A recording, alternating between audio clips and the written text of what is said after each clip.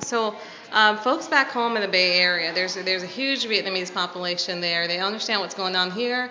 They think there's oil spill, yes, and BP's taking care of it. These people are being fine. They're getting paid thousands of dollars. So why worry?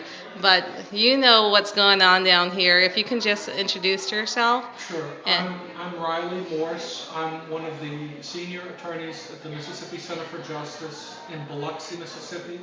Biloxi has probably about 5,000 Vietnamese American residents, most of them here in East Biloxi on the peninsula. A large percentage of them tied into the shrimp and oyster and seafood industry, either as fishermen or processors or packers or vendors.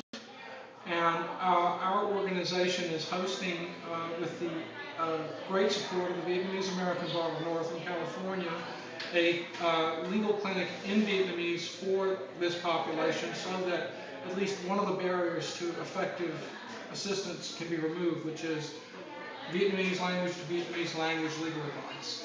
And this is one of the things that we've done in the past with following Hurricane Katrina, with the support of your same organization. And we know from experience that it's been very important and valuable and helpful. This weekend, uh, whatever this is, the 24th or so of June, is when we're anticipating oil to finally reach the shores of coastal Mississippi. Within the next several days, officials tell us landfall will occur, and waters will be shut down, that fleet will be put into peril, and this population that's entering into this disaster at sort of the trough of their economic cycle, having put all their money in, having placed all their bets on a good harvest, are now finding themselves at the mercy of the BP claims process. And contrary to what might be reported in parts of the country, folks are not getting a fair shake. Folks, particularly for whom a language other than English is not their primary language, are not getting a fair shake. It's hard to get through the process, it's hard to get treated fairly, and it's hard to make sure that the follow-up communication occurs fairly. There are also problems with information about public safety and public health information accurately and adequately and timely getting communicated out to the audiences. And there are just sort of general sort of cultural suspicions about participating in corporate processes and government processes among the Biloxi Vietnamese American population because they've been mistreated in the past. So lawyers doing public interest work, responding to the higher calling of our profession like y'all are doing these folks a great service, and we continue to need their aid.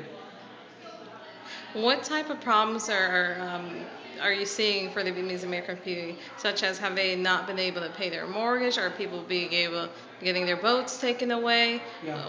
What are you seeing out here? Well, right now, we're only about 60 or so days into this, and so the the creditors are going to very soon start putting the squeeze on the uh, the communities that have debt, whether it's homeowner debt, whether it's debt on vessels or engines or tackle or equipment, or whether it's business debt, like they own a dock or an ice facility. So it hasn't yet started, but we've been here before. So after Katrina, we know how these things unfold, and these debt problems start to show up about 90 to 120 days out unless something steps in and rescues them. And right now, these interim payments just aren't enough. They're not currently in large enough amounts to cover the debt service, and they're not coming in a regular fashion, so that folks can't depend on them and count on them. So we're seeing that. We're seeing unfairness in being able to participate in the Vessel of Opportunity program, which is the way that BP provides some compensation to commercial fishermen who want to look and spot oil and in some instances help do the cleanup. We're not seeing fairness in the amounts of the charter uh, payments that these vessels are receiving between the various segments of the community and between different parts of the state.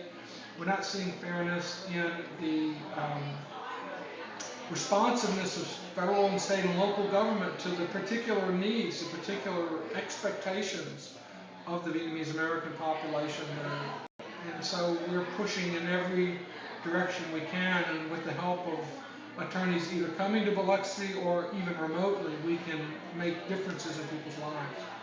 Well, what problems have you seen in terms of attorneys from other states coming here and signing people up?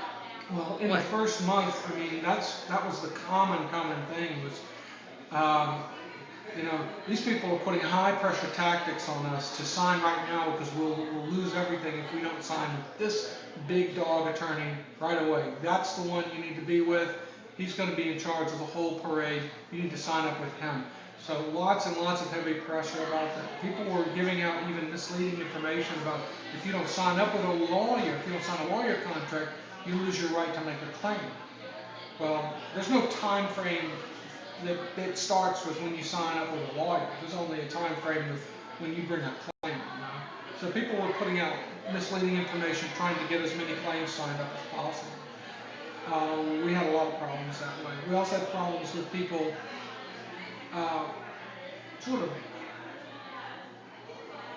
of being a little tricky about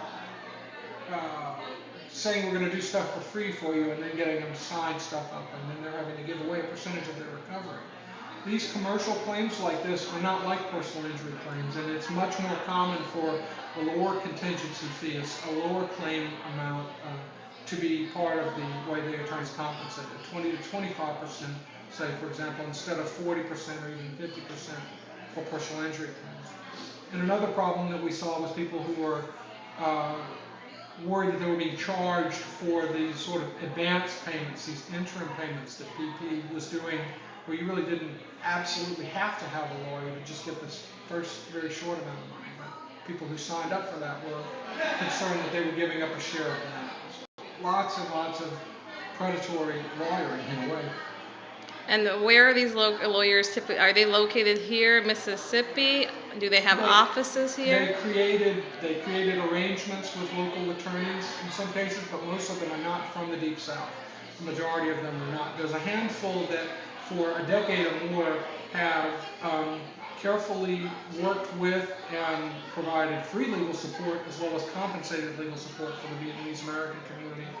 But this was a big natural disaster, I mean a big man-made disaster, and a big opportunity for mass tort plaintiff attorneys. And they swept in their jets and tried to scoop up as many as they could. What's the problem with having an attorney outside of the state? Well, first of all, if you get into a dispute with that attorney's, first of all, that attorney is not barred, is not licensed to practice in Mississippi, so they shouldn't be signing up clients in Mississippi, first of all.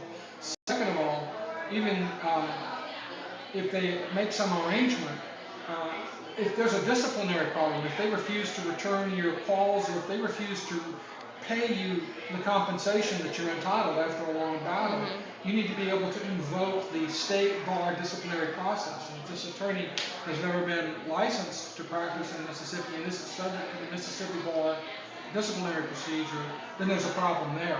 Now, there's a different situation for pro bono attorneys like yourselves who come in, because we have a state rule which says that attorneys who provide pro bono legal services through a couple of identified organizations like the Mississippi Center for Justice are acting lawfully and may practice law in the state of Mississippi without any problems. They're in accordance with Mississippi law, and in fact they're welcome to participate. So that's been carved out, and that's separate. I'm talking about folks who are looking to try to make money off of people. Okay. And just really quick, we have about 30 seconds left on my phone camera here. But what's your message to attorneys back in California, where I'm from, the Bay Area? We want to help out, but what can we do? You can stay in contact with the folks who are showing you this video. You can send resources our way, help us carry out our mission. You can come and work with us. It's the most gratifying experience you're going to have to help people in their time of need and make you really feel good about being a lawyer again. Okay. Thank you so much. Thank you.